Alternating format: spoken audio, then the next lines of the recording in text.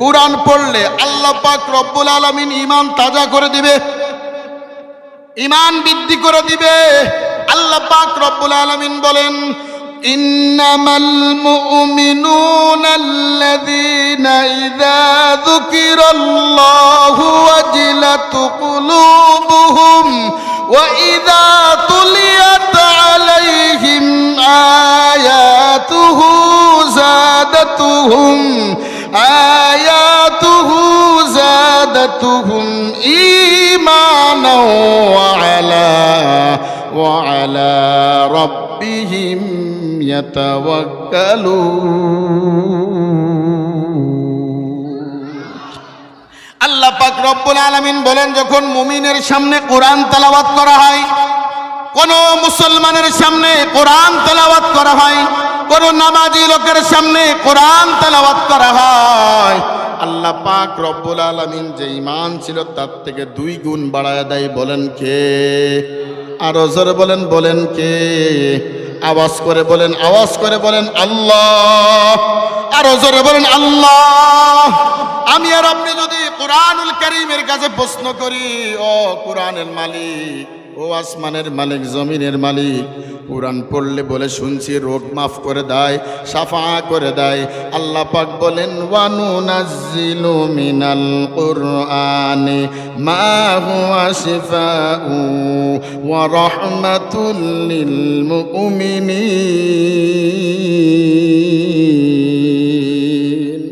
আল্লাহ পাক রব্বুল আলামিন বলেন, যখন বান্দা কোরআনুল কারীম তেলাওয়াত করে, ও মানিক শরীর মুসলমান, ও পর্দার আড়ালের মা, ও বৃদ্ধ বাবা, ও আমার কলেজার টুকরা যুবক, আয় আয় আয়। যখন বান্দার সামনে কোরআন তেলাওয়াত করা হয়, ঈমান বাড়ায়া দেয়।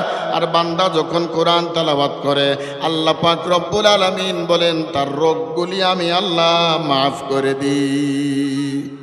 ওই মালিকের নাম কি? আরো জোরে বলেন, মালিকের নাম কি? এই মালিকের সিজদা দেব তো ইনশাআল্লাহ। এই মালিকের কদমে ছাড়া আর কোনো কদমে সিজদা দেব না, কোনো মাজারে দেব না, কোনো গির্জায় দেব না, কোনো বাবার দরবারে দেব না, কোনো ভগবানের দরবারে দেব না। যদি সিজদা দিতে হয় একমাত্র আল্লাহর দিব। আল্লাহর সিজদা দিলে খুশি হবেন কে? আর বেজার হবেন কে? জোরে কোন, বেজার হবেন কে? তার নাম হলো শয়তান। শয়তান শুধু বলেন, শয়তান কয়েক প্রকার, মানুষ শয়তান, জিন শয়তান, নফস শয়তান। সব থেকে বড় শয়তান হলো মানব জাতি শয়তান।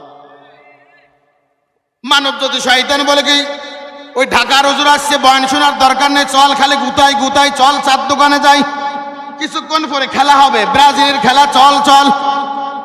এখন যারা উঠবে মনে করবেন ওই পক্ষের লোক। কোন পক্ষের? ইশারাই কন, ভালো ইশারাই কন, মুখ দিয়ে বলি আবার আমার আক্রমণ করে, ওই পক্ষের দল। কিছুক্ষণ পরে খেলা হবে ব্রাজিলের পাগল। ও মানিক শরীর মুসলমান, ব্রাজিলের পাগল হয় না, কিন্তু আমার আল্লাহর পাগল হইলে না, আমার বিশ্ব নবীর পাগল হইলে না। যে নবী রাস্তা দিয়ে হাঁটলে মেশকা আম্বরের ঘিরান বের হয়। আওয়াজ করে কন না সুবহানাল্লাহ। ভাই আমার ভাষা বোঝেন না আপনারা? তা বুঝলি সুবহানাল্লাহ আলহামদুলিল্লাহ কন না একটু। বিশ্ব নবী যে রাস্তা দিয়ে হাঁটে কি বের হয়? মেশকা আম্বরের ঘিরান বের হয়। নবীজির গায়ের ঘাম মেশকা আম্বরের মতো ঘিরান। নবী রাস্তা দিয়ে হাঁটলে গাছগুলি ছায়া দেয়। নবী যেখানে বসে যদি রৌদ্র থাকে, গাছগুলি আকাশের মেঘগুলি বিশ্ব নবীর ছায়া দেয়। এই নবীর পাগল হইলা না, হইলা ব্রাজিলের, আর্জেন্টিনার কাকার আর হিরো আলমের পাগল হইছ, মমতাজের পাগল হইছ, ডিজে গানের পাগল হইছ। ডিজে গান তোমার বাঁচাইতে পারবে না, নেতা তোমার বাঁচাইতে পারবে না, এমপি তোমার বাঁচাইতে পারবে না। মানিক শরীর মুসলমান, আওয়াজ করে বলতে হবে। আব্দুল কাদের জিলানী রহমাতুল্লাহ আলাইহি ডাকতে বললেন, কাঠুরিয়ারে নামাজ পড়েছো নাকি? কাঠুরিয়া ডাকতে বলছে, আমি এক ওয়াক্ত নামাজও কাজা করি না, আমি এক ওয়াক্ত নামাজ তাকবীরওয়ালা ছাড়া পড়ি না। আমি বিনা ওযুতে থাকি না। আব্দুল কাদের জিলানী রহমাতুল্লাহ আলাইহি ডাকতে বলেন, কাঠুরি তোমার কি ওযু আছে? কাঠুরি ডাকতে বলে, আমি বিনা ওযুতে থাকি না, কারণ মুসলমান কখনো বিনা ওযুতে থাকে না। মানিকছড়ির অনেক মুসলমান আছে মসজিদের সামনে দিয়া প্যান্ট শার্ট পরে যায়, ইমাম সাহেব ডাক দেয়, ও যুবক আয় নামাজ পড়ে যা, বলে কাপড় নাপাক। তুমি কি মহিলা না, তুমি নাপাক হবা? মুসলমানের পোশাক নাপাক থাকতে পারে না, নাপাক থাকবে না কে? এমন প্যান্টের প্যান্ট পরে বসে তো প্রসাব করার কায়দা না, দাঁড়ায়ও ফিরতে পারে না। আজকে আমি আসার সময় আমি এক জায়গায় রেস্ট নেওয়ার জন্য গাড়ি থামাইলো, একজন প্রসাব করার জন্য বসলো, কিছু বসলো আর কিছু দাঁড়ালো, ক্লিয়ার হয় না, আসে না? অর্ধেক বসছে অর্ধেক প্রসাব, এবার না দাঁড়ালে ক্লিয়ার হয় না, কথা কর না কা? এটা মুসলমানদের পোশাক হতে পারে না, এটা ইহুদিদের পোশাক। আব্দুল কাদের জিলানী রহমাতুল্লাহ আলাইহি আল্লাহর বান্দারা ডাক দিল, কাঠুরি তাহলে তোমার ওযু আছে? বলে জি আমার ওযু আছে, ওযু ছাড়া আমি থাকি না, ওযু চলে গেলে ওযু করে নি। আব্দুল কাদের জিলানী ডাকতে বলেন, কাঠুরি আমি তাহলে ওযু করে নিয়ে ওযু করে আসি। আল্লাহর বান্দা কাঠুরি ডাক দিয়ে বললেন, তুমি কেমন আল্লাহর ওলি, ওযু ছাড়ে ওযু থাকে না? আল্লাহু আকবার। কেমন আল্লাহর ওলি, তোমার ওযু থাকে না? আব্দুল কাদের জিলানী ডাক দিয়ে বললেন, ঠিক আছে ওযু করে আসি, পরে তোমার সঙ্গে বিস্তারিত আলাপ হবে। আব্দুল কাদের জিলানী রহমাতুল্লাহ আলাইহি যায় আর চিন্তা করে, এত আমার থেকে বড় আবেদ, আমার থেকে বড় কামালিয়ত একজন কাঠুরি, আজকে এরই ইমামতি দিব, আমি আজকে মুক্তাদি হব। আল্লাহর ওলি আব্দুল কাদের জিলানী রহমাতুল্লাহ আলাইহি ওযু করে কাঠুরিকে ডাকতে বলে, কাঠুরি আজকে আপনার একটা ওসিয়াত করব, আপনার একটা দরখাস্ত করব। কাঠুরি ডাক দে বলে, আমি তো গোলাম জাদা গোলাম, গোলাম জাদা গোলাম কাঠুরি, দিন মজুরি মানুষ, আমার কি ওসিয়াত করবেন, কি আবদার করবেন? বলো, আজকে আমি মুক্তাদি হব, আজকে নামাজের ইমামতি তুমি হবা। কাঠুরি ডাক দে বলছেন, আব্দুল কাদের রে, না না না না, আমি একজন গোলাম, আমি একজন দিন মজুরি, আমি একজন কাঠুরি, আপনাকে পিছনে রেখে আমি নামাজ পড়াইতে পারবো না। আব্দুল কাদের জিলানী ডাক দে বলল, কি কাঠুরি রে, কথাটা তুই ফেলে দিস না, আজকে তুই নামাজ পড়, আমি তোর পিছনে একটা করবো, ইকামত দিব। কাঠুরি ডাক দে বলছে, আব্দুল কাদের রে, আমি যদি নামাজ পড়াই পরে তো আমার উপরে রাগ করবা না? বলেন না, সত্যি করে বলো, বলেন না রাগ করব না। আল্লাহর ওলি আব্দুল কাদের জিলানী রহমাতুল্লাহ পাশে দাঁড়িয়ে গেলেন, খাদেমকে নিয়ে ইকামত দিচ্ছে। কাঠুরি যখন আল্লাহু আকবার বলে হাত বাঁধলেন, হাত বেঁধে যখন সর্বপ্রথম আলহামদুলিল্লাহি রাব্বিল আলামিন পড়লেন, আর রহমানির রহিম পড়লেন, মালিক ইয়াউমিদ্দিন পড়ে শেষ করলেন, সূরা ফাতিহা শেষ করলেন, দাঁড়ায় আছে। কাঠুরি আর জবান দিয়ে কিছুই বলে না, কাঠুরি দাঁড়ায় আছে, জবান দিয়ে কিছুই বলে না। অনেকক্ষণ পরে সূরা তেলাওয়াত করলেন, এইভাবে 4 রাকাত শেষ করতে করতে 30 থেকে 35 মিনিট লাগছে। আল্লাহর ওলি আব্দুল কাদের জিলানী মনে মনে কয়, কারে দিয়ে নামাজ পড়ালাম, আমার সফরের 12টা বাজায় দিয়েছে। এমন তার সেরা ইমাম সাহেব দেখি নাই। দেখবেন মসজিদে ফজরের সময় যদি কিরাত বড় হয়, সকালবেলা 4 দোকানে সমালোচনা হয়, কিন্তু ঘন্টার বার ঘন্টা 4 দোকানে থাকে, কোনো সমালোচনা নাই। মসজিদে ইমাম সাহেব জোরে কথা বললেও সমস্যা, আস্তে বললেও সমস্যা, জোরে আটলেও সমস্যা, আস্তে আটলেও সমস্যা, বেশি খাইলেও সমস্যা, কম খাইলেও সমস্যা, সুরো জোরে পড়লেও সমস্যা। ও মানিকছড়ির মুসলমান হুজুর হইছি বলে দোষ, আমাদের ফিটাইতে ফিটাইতে ভারতে পাঠায় দাও। কথা বলেন না কা? জোরে হাঁটলেও সমস্যা, মনে কয়েন দাঁত হয়েছে, আস্তে আটলেও সমস্যা, বেশি খাইছে। জুব্বা গাইতে কবে দেখছো মৌলবীরা জামার দাম বাড়ায় ফেলছে? মৌলবী হইছে কত অপরাধ, কত অপরাধ। আব্দুল কাদের জিলানী ডাকতে বলেন, এমন কাঁচা ছিড়া ইমাম আমার সফরের 12টা বাজায় দিছে, এত লম্বা নামাজ দরকার ছিল? নামাজ শেষ করে আব্দুল কাদের জিলানী ডাক দিয়ে বললেন, কাঠুরি রে, এত লম্বা নামাজ কেন পড়ছো? ধমক দিছে। কাঠুরি ডাক দিয়ে বলছেন, ও আব্দুল কাদের জিলানী, তোমাকে না বলছি নামাজের পরে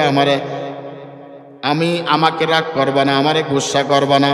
বলে কি হয়েছে বলো।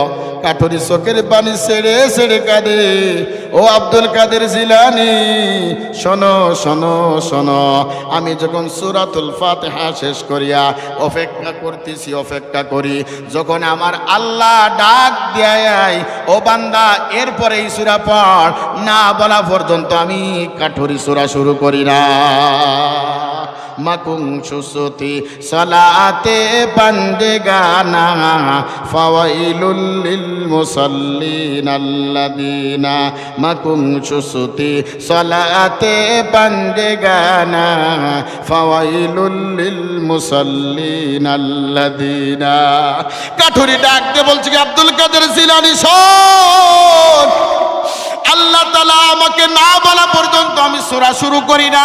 আবার দ্বিতীয় রাকাতে একই অবস্থা, তৃতীয় রাকাতে একই অবস্থা, চতুর্থ রাকাতে একই অবস্থা।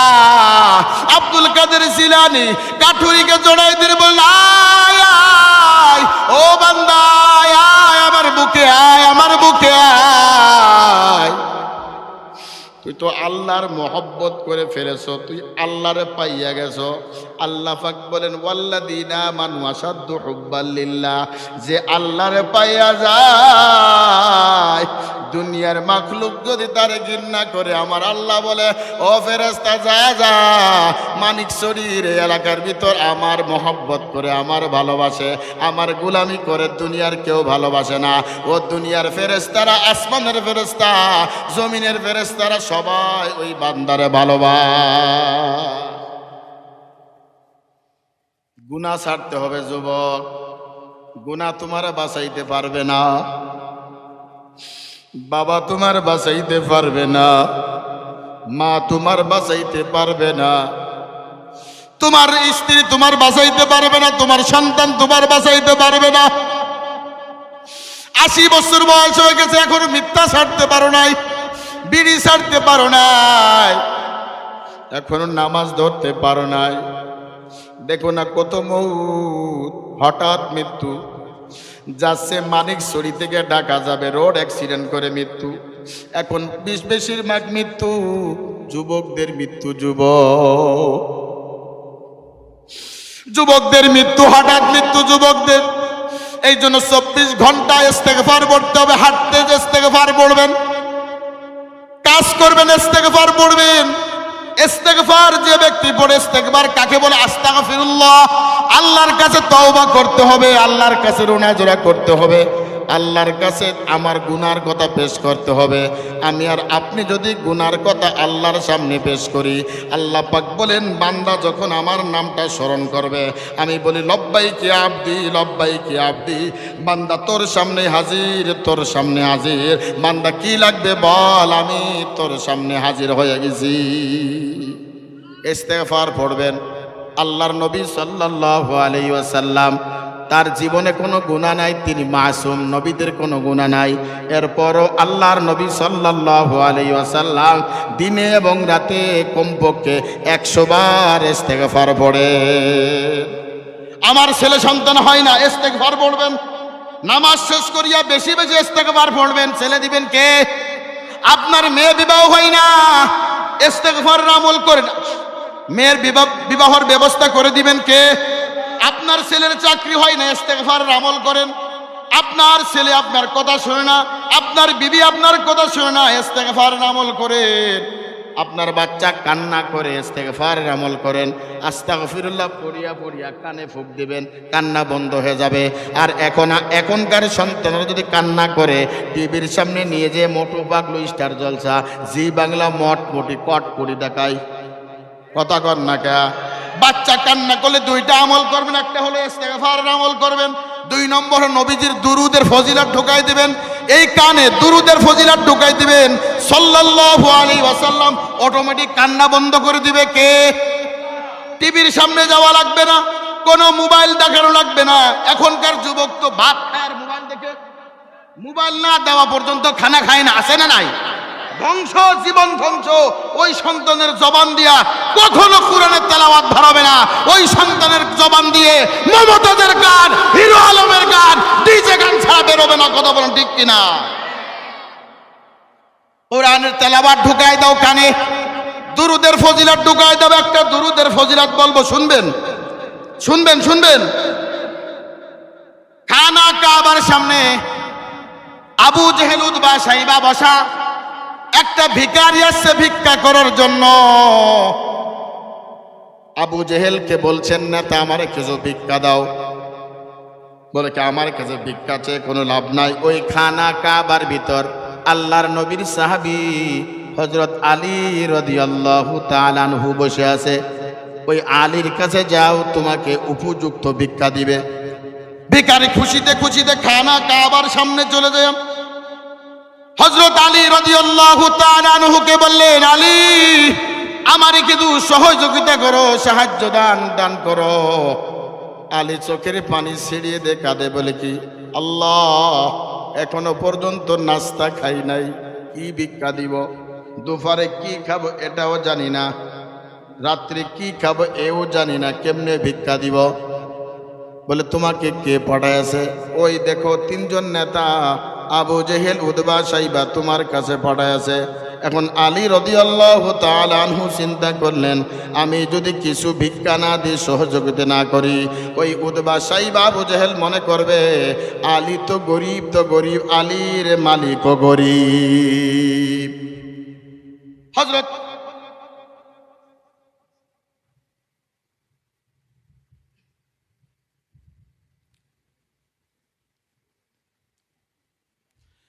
হযরত আলী রাদিয়াল্লাহু তাআলা আনহু মনে মনে চিন্তা করলেন, এখন কি করা যায়, এখন কি করা যায়? হযরত আলী রাদিয়াল্লাহু তাআলা আনহু ভিখারিকে ডাক দিল, ভিখারি এদিকে আমার কাছে আসো, আমি তোমাকে যা সহযোগিতা করব এটা কাউকে দেখাবা না। যদি আবু জেহেল উতবা সাইবা যদি দেখতে চাই তাহলে দেখাবা। বলে কি? বলে হাতটা খোলো। আল্লাহর নবীর সাহাবী হযরত আলী রাদিয়াল্লাহু তাআলা আনহু হাতের ভিতর একবার না দুইবার নয় তিনটা দুরুদের ফুঁক লাগাই দিলেন। সাল্লাল্লাহু আলাইহি ওয়াসাল্লাম, সাল্লাল্লাহু আলাইহি ওয়াসাল্লাম, সাল্লাল্লাহু আলাইহি ওয়াসাল্লাম। তিনটা দুরুদের ফুঁক লাগাই দিয়ে বললেন, হাতটা মুট করে চলিয়া যাবা। আবু জেহেল উতবা সাইবা যদি খুলতে বলে খুলবা, না বলে বাসায় চলে যাবা। ও মানিকশরীর মুসলমান, ও বৃদ্ধ বাবা, ও কলিজার টুকরা যুবক, ও পর্দার আড়ালের মা,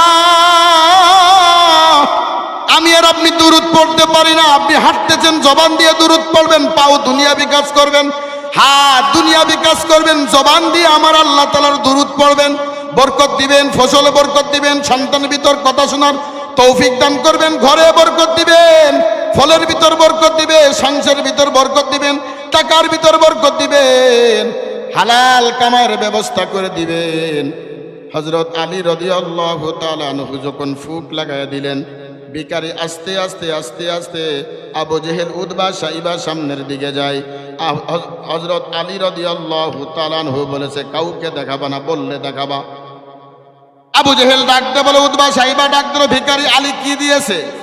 আবু জেহেল উতবা সাইবা জানে আলী তো গরিব, সারাদিন খাই না, অপমান অপদস্থ করার জন্য আলীর কাছে পাঠাইছে। দুনিয়ার মানুষ যদি অপমান অপদস্থ করে, আমার আল্লাহ ডাকতে বলে, বান্দা তোরে আমি ভালোবাসি, দুনিয়ায় সবাই আমার শত্রু, কিন্তু দুনিয়ায় শত্রু কোনো কিছুই আপনার পরোয়া করাবে না।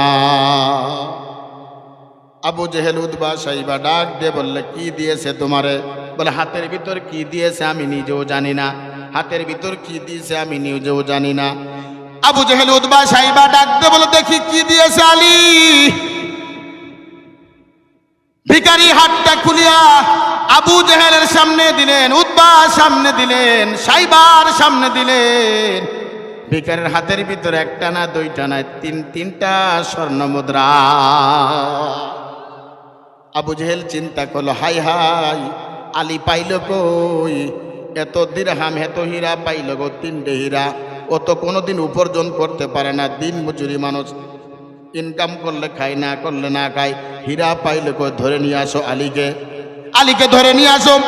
আলীকে খবর দেওয়া হলো। আবু জেহেলের সামনে দাঁড়াইলেন। আবু জেহেল প্রশ্ন করে, আলী এই 3টা হীরা পাইলি কই?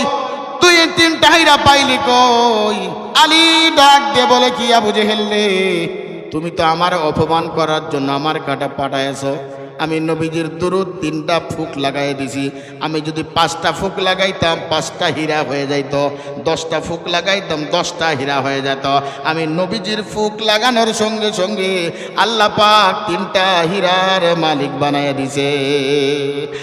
ইমামুল আউয়ালিন আল আখিরিন বাহরে সদগা রহমাতাল লিল আলামিন, শুধু ওয়াজুদাস রহমাতাল লিল আলামিন, মসজিদে উশুদ হামারো এ জমিন। দুরুদের ফজিলত, দুরুদের আমল করবেন। আর একটা আমল করে ইস্তেগফারের আমল করবেন। গুনাহ করার সঙ্গে সঙ্গে ইস্তেগফার পড়বেন, অপরাধ করার সঙ্গে সঙ্গে ইস্তেগফার পড়বেন। দুনিয়ার ভিতর যদি অন্যায় করি, পুলিশ আসামিকে খোঁজে, র্যাব আসামিকে খোঁজে, বিডিআর আসামিকে খোঁজে, তারপর সেনাবাহিনী আসামিকে খোঁজে। আসামি ধরার জন্য মানুষের দাঁড়ে দাঁড়ে ঘরে বিভিন্ন সুরাতে সিরাতে ঘরে আসামি ধরার জন্য আমার আল্লাহ পাক ডাক দিয়ে বলে, কি ও বান্দা, আমি তোরে এত মহব্বত করি, আমি তোরে এত ভালোবাসি, আমি তোরে এত মহব্বত করি, দুনিয়ার মানুষ তোরে মাফ করার জন্য ঘরে না, আসামি ধরার জন্য ঘরে, আঘাত করার জন্য ঘরে, প্রতিশোধ নেওয়ার জন্য ঘরে। আমি এমন একজন মালিক, আমি এমন একজন রব, আমি তোর বান্দার পিছনে পিছনে ঘুরি। ইয়া আইয়ুহাল ইনসান মা গর্রকা বিরাব্বিকাল কারীম, বান্দা আয় আয় আয়, গুনাহ করে ফেলেছো, আমার কাছে মাফ চা, আমি আল্লাহ মাফ করে দিব। আয় বান্দা আয়, আমার কাছে তওবা কর, আমি তোর গুনাহ মাফ করে দিব।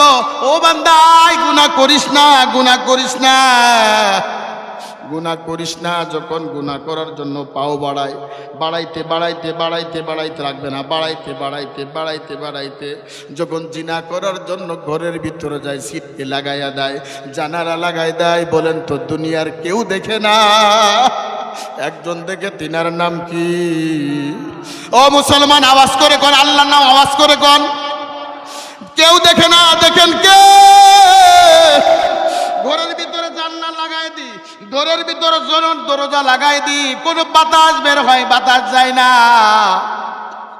অক্সিজেনও যায় না। আল্লাহ ইচ্ছা করলে অক্সিজেন বন্ধ করে ওই ঘরের ভিতর নারী এবং পুরুষকে মেরে ফেলতে পারত। কথা বলেন ঠিক কিনা? আমার আল্লাহ এমন দয়া, আমার আল্লাহ ডাক দিলে ফেরেশতা, আমার বান্দার দুনিয়া আপন বলতে কেউ নাই, কেউ নাই। আমার আপনার নবী যখন দুনিয়ার থেকে চলে যায়, তখন আল্লাহর নবী একটা প্রশ্ন করেছিল, আমার উম্মতকে কে দেখবে? আমার উম্মত তো গুনাহগার, অল্প হায়াত গুনাহ বেশি, অল্প হায়াত গুনাহ বেশি। আমার আল্লাহ ডাক দিল, হাবিব কান্না করা লাগবে না, কান্না করা লাগবে না, আমি তোমার উম্মতের জিম্মাদার, আমি আল্লাহ নিজের হাতে নিলাম। আমার আল্লাহ ডাক দে বলে, ইয়া আইয়ুহাল ইনসান মা গর্রকা বিরব্বিকাল কারীম, বান্দা গুনাহ করিস না, গুনাহ করিস না। আমি আর আপনি গুনাহ করার জন্য যখন পাও বাড়ায়, আল্লাহ পিছন দিক থেকে ডাকে, জানালা লাগাই দিই, দরজা লাগাই দিই, অক্সিজেন বন্ধ করে আমাদেরকে মৃত্যুবরণ করাই না। কারণ কি? আমার আল্লাহ আমারে মহব্বত করে। আমার আল্লাহ বলে, ফেরেশতা ফেরেশতা ওই বান্দার জানালার ফাঁক দিয়া, দরজার ফাঁক দিয়া, অক্সিজেন দিয়া আমার বান্দারে বাঁচা। আমার আল্লাহ আমারে কত ভালোবাসে, কত মহব্বত করে। এত নাফরমানি করি, এত অন্যায় করি, এর পরও খানা বন্ধ করে দেন না, রিজিক বন্ধ করে দেন না। আমার খানা বন্ধ করে দেন না, রিজিক বন্ধ করে দেন না, এরপরও গুনাহ করে। ও বান্দা, এরপরও গুনাহ কর, আমার ডাক, আমি তোর ডাকে সাড়া দিব।